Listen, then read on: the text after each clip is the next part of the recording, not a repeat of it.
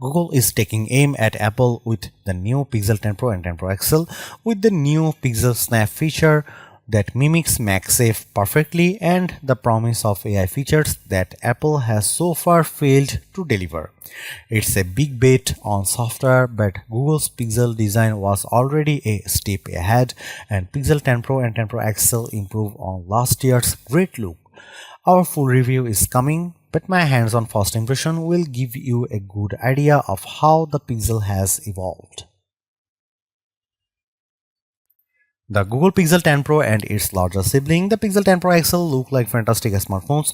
Google hasn't messed with the winning formula that made the Pixel 9 Pro my phone of the year choice for 2024.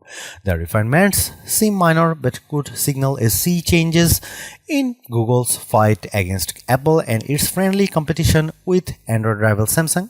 I only had a few hours with these phones, but they look like the best Pixel phones yet, and some of the coolest features have yet to reveal themselves.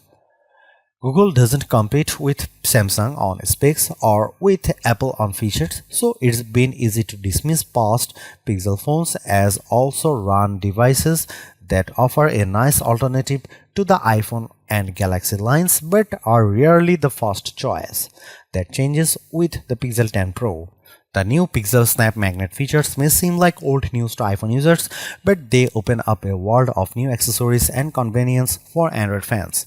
I'm pretty sure that Samsung and OnePlus will follow suit in due course, but for now the Pixel 10 Pro and its three stablemates are the only Android phones that I can snap onto my bedside charging stand and use with my UAG magnetic wallet.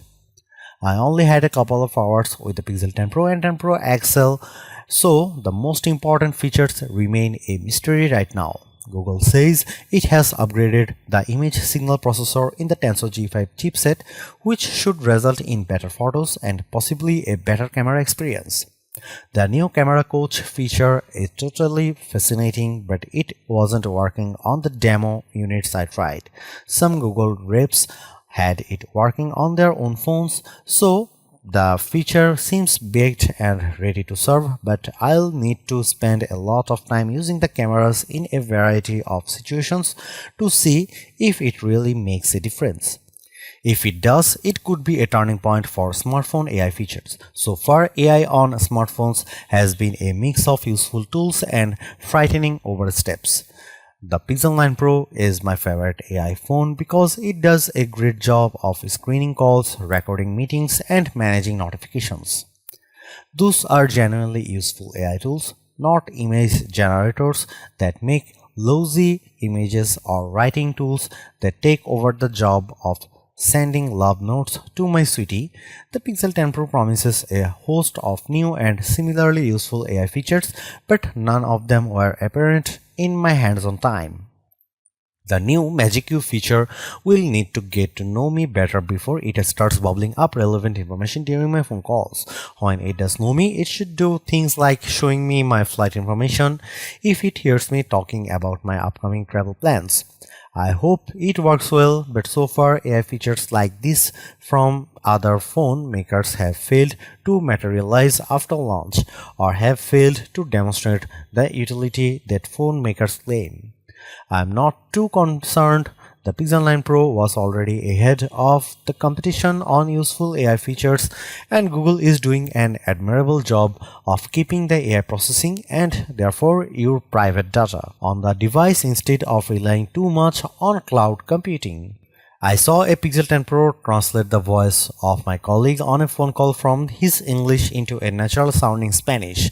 Other phones can do the translation bit, but the most Spanish voice actually sounded like my colleague would he spoke Spanish. Most astonishingly, all of the processing happened on the Pixel 10 Pro, not in the cloud. The conversation and the sound of your voice are kept private. In other words, after spending a couple of hours with the Pixel 10 Pro and 10 Pro XL, they seem to me like refined devices that marginally improved on the success of last year's redesign, and that's enough for me. If the Pixel 10 Pro simply offers camera improvements and better zoom along with all the latest Pixel features I already enjoy, I'll be able to recommend it easily. If the new AI features really help me take even better photos and do a better job of helping me organize my digital life, I'll consider that an even bigger win. But I think we are only seeing the tip of the AI iceberg on these phones. With 7 years of Android update ahead, who knows what the Pixel 10 Pro will be capable of doing in the future. The Pixel 10 Pro and 10 Pro XL both come with 16GB of RAM inside and 256GB of storage to start. Those are very respectable specs and most people won't need to spend more for more storage unless there's a great discount if you buy more space. The phone comes in 4 colors: blue gray moonstone, light green jade, white porcelain and dark gray obsidian. The moonstone is very appealing, but I like all of these year's colors equally, even the blackish obsidian. I do wish there were more vibrant color options, but subtle seems to be the new norm for pro-level phones.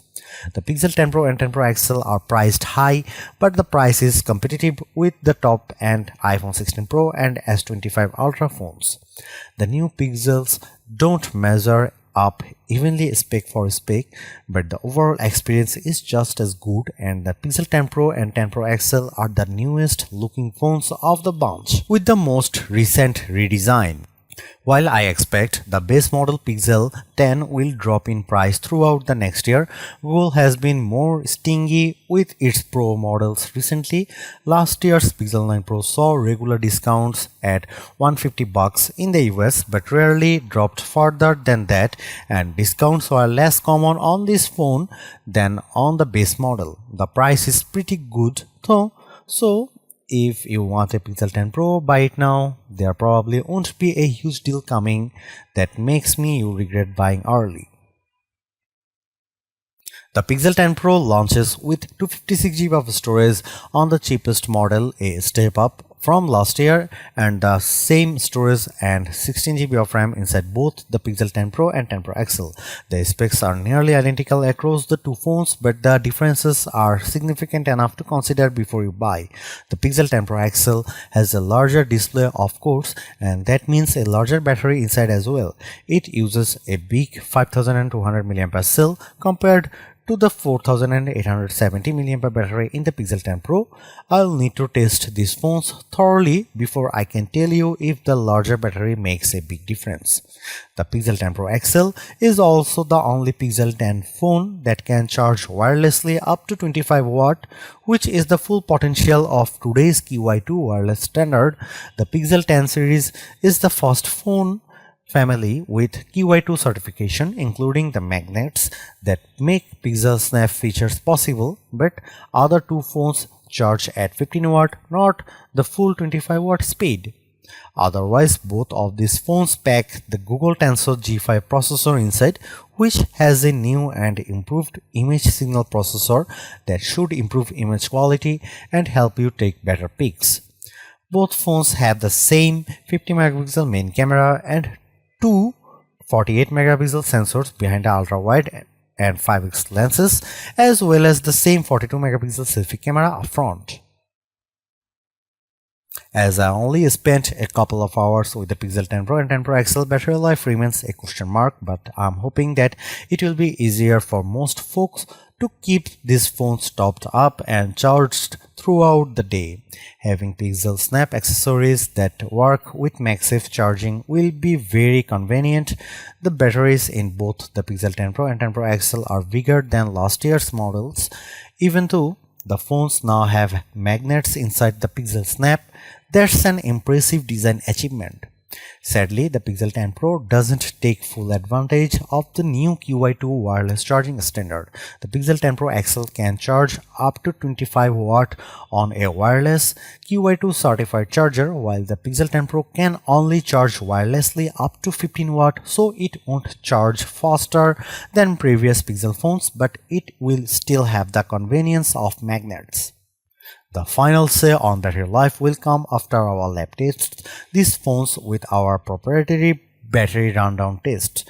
The recent crop of Android phones with the Qualcomm Snapdragon 8 Elite processor inside have shown remarkable gains in battery life, so I'm hoping that Google has learned some tricks to improve the Pixel 10 Pro's batteries as well.